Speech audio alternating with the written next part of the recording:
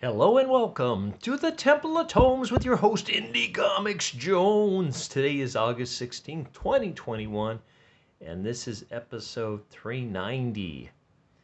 Geiger is our comic for today. This is an Image comic. This is the fifth issue of this run, and it comes in at a whopping $3.99. And this Image production is in with our friends at...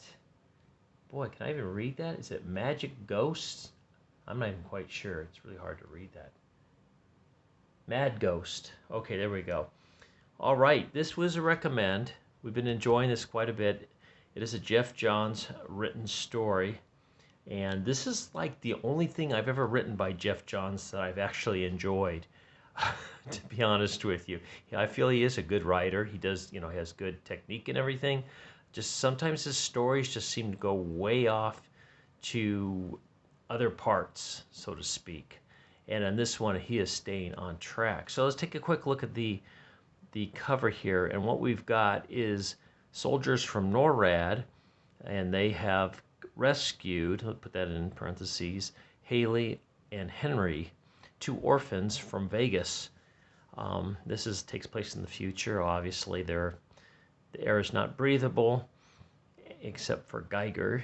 And that what they had with them is they're calling it the football, but what actually it is the codes for all the remaining nuclear missiles in the country. So that is what they've passed on over here after a tremendous car chase. But let's go ahead and talk about who worked on this. Like I'd mentioned, Geoff Johns is the writer, along with Gary Frank. Gary Frank's obviously doing the art on this. Brad Anderson is doing the colors, and he's doing a terrific job. I really like the way this production is put together. It's solid all the way through. Rob Lay is the letters. Brian Cunningham and Pat McCullum are the editors. The designer is Steve Blackwell. And like I said, this takes up their Geiger, or Tariq Geiger, or the Glowing Man. That's kind of his nickname in this because he's can be highly radiated at times. Has taken these two young children under his wing and is trying to get them to NORAD, or what's left of NORAD, because he believes that is a safe place. Now, in the last issue, they had this horrendous Road Warrior type car chase with them getting away from the king from Camelot in Las Vegas. Think of Camelot as being the Excalibur casino, and there's other ones there. They've got Goldbeard, and he's part of the pirate-themed casinos, something like Treasure Island, and then there's a bunch of others as well. And they're all kind of like gangs of Las Vegas, just ruling their own little fiefdoms within the Las Vegas. It's all walled around it now, has a big wall around it, so keeps the crazies that are on the outside, the organ hunters and such, away from them. So what we've got here is we've got Geiger kind of telling the story to the two kids here about his own presence and how he was protecting the fallout shelter. He was outside when the bombs hit. His family was inside. The king came, broke through the doors on there, and it revealed that his family was actually dead. They'd been dead for years. It was like 10 years later. And Geiger got very upset, and he radiated the king's face. So has to wear a mask, or otherwise he's got this hideously scarred face. But after the car chase, he is left. He's been kind of thrown down a cliff, and when these rods are out of his back, they act like control rods. They're out of his back. He becomes highly radiated like this, highly agitated state. When he puts them back in, as you can see, he becomes more normal looking. So he has found out that the children have been taken. He's got this two-headed dog named Barney that's been his friend and mutated from the blasts. And the kids are off going with the NORAD people, not realizing that NORAD now is not what it should be. It is kind of a, let's say it is an authoritative state, in an authoritative state now. Now, Geiger, while he's getting up, gets knocked out by one of the NORADs, and they take him, NORAD soldiers, and they take him back with him as well. In the meantime, the chase party has caught up. They find the empty vehicles. They find the dead bodies here. This guy's got 3 eyes. I mean, that's pretty mutated there. Just kind of neat stuff all the way through. I thought this issue was really strong. It was one of the better issues of the 5 so far. They take Tariq into the underground bunker there. The kids surrender what they call the football that has all the launch codes. The kids are examined, and they find out, what we find out, the reader finds out, is that Henry, the younger one, has leukemia. They plan to kill him because they don't have the resources to keep him alive or cure him, and they don't want to waste resources. Well, Haley, they believe, she can be of use later on for other nefarious purposes.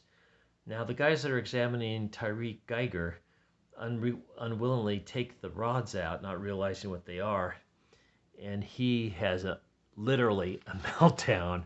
He just takes out everybody. He's out there to get the kids back, to get his dog back, just the whole schmear, get the whole group back together. And when Geiger is in that highly radiated state, he is extra powerful and unstoppable, as we have seen so far. So the kids are running away. Barney's killing guards. As you can see here, just really good action in this one. And it just kind of ends abruptly with next man versus machine. And so they're going to bring a robot online to hunt down Geiger. And I'm not sure what this robot's going to look like, but apparently it's got some kind of weird shield and apparatus, and they're giving him the core there. So let's take a quick look at what else Image is offering. He's the gun, she's the bullet. Snipe and Slug, Peter Tomasi, coming in 2021, anytime now, or maybe next month, I'm not quite sure. Don't miss the pulse-pounding, oversized conclusion of Volume 1. So Geiger 6 is our conclusion for this story. And there's the cover for it, the regular cover. There have been variants on this, and this goes on sale, oddly enough, September 11th. Oh, excuse me, September 1st. That exclamation mark faked me out. Okay. Okay, what else is coming out from Mad Ghost, Mad Love? We got the Silver Coin, Noctera, which we are reviewing on this channel, and Savage Dragon. Also, this looks interesting. Ant. This is an all-new big premiere issue coming out, let's say August this month. So Eric Larson is doing the work on this one. It looks to be very interesting.